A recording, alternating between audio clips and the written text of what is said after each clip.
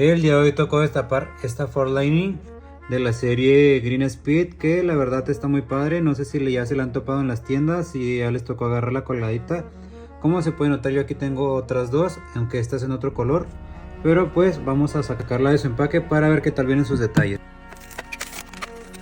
Bueno, ahora sí ya fuera su empaque, podemos verlo un poquito más a detalle, que como se puede notar trae bastantes tampos y viene con esta parte aquí en la caja en plástico también. Viene con unas llantas en la parte trasera muy grandes y en la frente pues del tamaño convencional. Viene muy deportiva esta Lightning, viene como muy arreglada, la verdad, muy tuneada por así decirlo.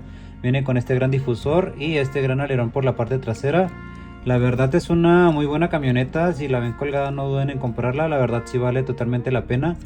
Ya saben, base de plástico, llantas de plástico, vamos a ponerla por aquí para darle sus tomas épicas.